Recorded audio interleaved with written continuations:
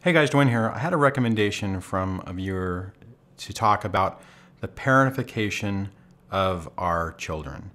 That's where the child ends up taking on the adult role or the parent role and starts acting as the adult in the relationship. Now, this is something that I actually dealt with and have had to deal with over the past few years. And typically in a covert narcissistic relationship where the parent with that issue doesn't have good boundaries and follow through, there's a void in the relationship with the kids, especially if there's more than one, where they're not being the parent, right? And then one of them typically will take that role or step into that spot to try to provide that guidance to their brothers and sisters and their younger children. Now, there's a bunch of information that you can find about the parentification of your child. I'll put a link in the description of some of the articles that talk about it, but I'll talk about this in the terms in my situation and how it's impacted my children and how I deal with them when they're at my house. So what ends up happening in these situations is just like I said in the beginning of this video, where your child tries to basically scold the other children when they're doing something wrong, and they act like a parent. Now that creates a lot of conflict because the first thing that their brother or sister is going to say is that you're not my mom, you're not my daddy, or you're not in charge and whatever. And it really puts your child in a really bad situation because they're kind of stuck, right? I mean, they're taking that role either because they've recognized a void and they're trying to step up, or the other parent is actually encouraging them to do it and creating this no-win scenario for your child. Now, I noticed this in my own situation where the exact same thing, that exact thing would happen, right? And I would, in my house, one of my kids would take the role of the parent, and every time one of the other ones would do something wrong, they took it as their responsibility to correct them, to tell them what they were supposed to do, to yell at them, to try to correct that behavior. Now all that leads to is a bunch of frustration and anger and just angst all the way around, and nothing really good comes from it. Now this behavior is really typical with a covert narcissist because they have that illusion of trying to be a good parent, and what will happen is something will happen and they will start down the road. They will say, don't do that.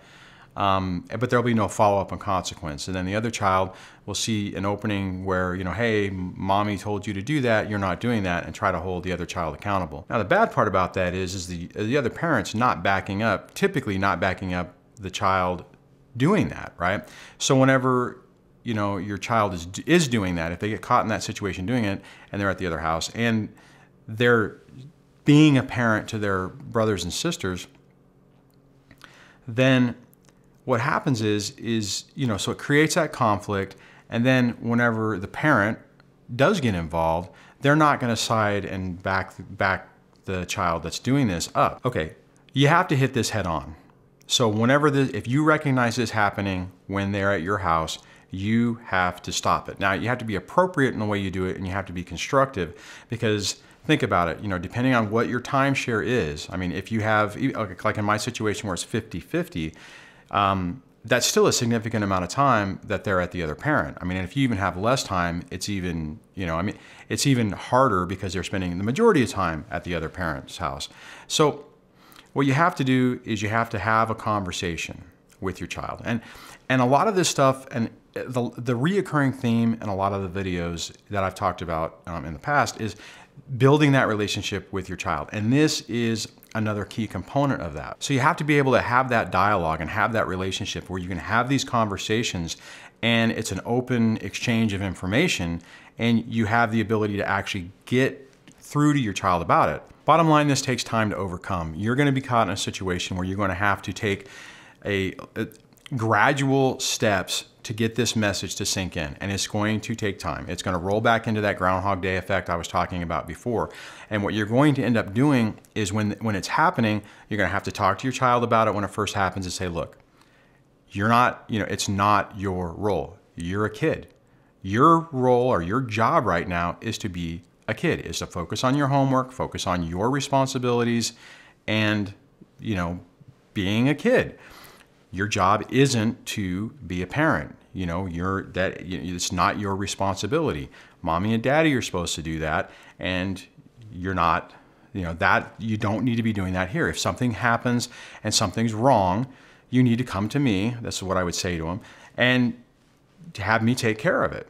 Don't get into an argument with it. And like I said, guys, this is one of those things where it took a lot of time and just a lot of going it over and over and over again to get that message to sink in. And then as time progressed, when it would still happen, then I could have those conversations saying, okay, when something happens and you get me involved, do I take care of it? And the answer, well, if you're taking care of it, the answer is yes. And then it's like, look, so it's not your job here. If something's going on, do not engage in it. Come get me. Let me take care of it. You don't need to necessarily be in the middle of it. And then, in those conversations, and I also say, okay, so at the, whenever you're doing this at the other house, has it ever been effective? And the answer is no, right? I mean, unless there's the dynamic is such that all the other kids do fall in line, and maybe if there's a big age discrepancy so that older brother or sister is a parent, does kind of have a parent role. But I think typically in our situations, what's happening is there's a vacuum whenever we're not there. The parent doesn't really have the skills and the emotional capability to really be a parent, and one of the children ends up taking on that role. So, like I said, it's a gradual process. You have to open that communication and slowly have them realize what's going on and what their role really is. I mean, that boils down to the overall situation of them realizing that their parent is probably a narcissist and does have an issue. You can't just come out and say it. They ultimately have to make the decision themselves. If you do say stuff like that, you really risk creating more problems because they're going to get defensive and they're going to think that it's not true and that you're just trying to make them think it's true. This falls into the same role. You have to gradually let them understand and realize what does work, what's appropriate, what is their responsibility and what isn't their responsibility, and it's going to be this ongoing process. Okay, the other thing on this is you have to get to a point that you don't allow these type of situations to make you angry. And the reason I say that is, and I say that from my own personal experience, when you're going through these situations and you're dealing with it and you're seeing what's happening to your kids, and this is just one little example that I'm talking about, you can get really frustrated and angry on the fact that this situation is happening, that your kids have to go through it, and that you're basically having to start over from scratch all the time to try to make this progress. The problem with that is when you allow that to happen, when you get angry and you get frustrated, your kids see that, they detect it, and it reduces your effectiveness on this, right? So you're much better off if you can try to push all that garbage out of your head and just focus on the situation that you're dealing with your children. That is the key to all of this. And what I will tell you in my own personal experience is when I was trying to balance that, when I was trying to balance the anger and dealing with the kids and meshing those two, it slowed down everything I was trying to do.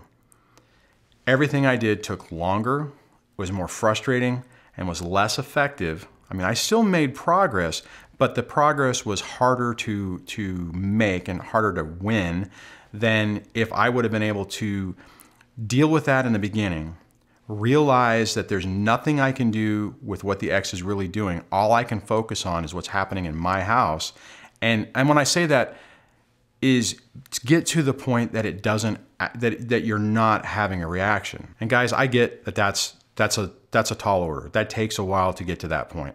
And I'm not trying to say that to poke you in the eye or anything like that. What I'm trying to do, or what my point for saying that is for you to realize that there is a significant improvement in your situation when you are able to do that, to hopefully encourage you to work through some of those anger things. And what I mean by that is when I was going through this, and I've talked about this before, I was so angry and frustrated that to let go of that anger felt like I was letting her off the hook, right?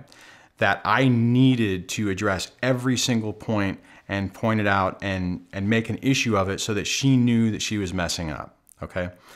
And I think a lot of us go through that. Now, the problem with that is when we do that, one, they have a personality disorder, right? So like we've talked about before, you can't reason with them, you can't guilt them, you can't shame them into doing the right thing.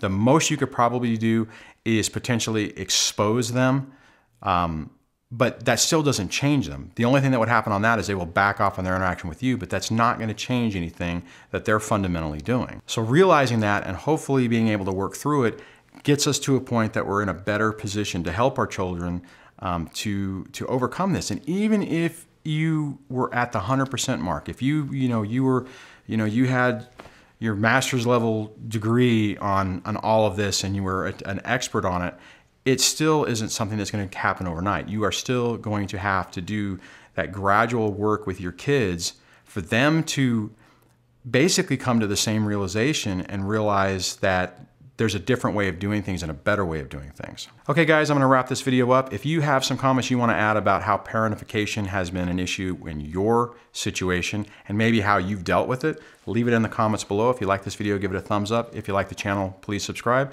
And I will talk to you guys in the next video. So take care, bye.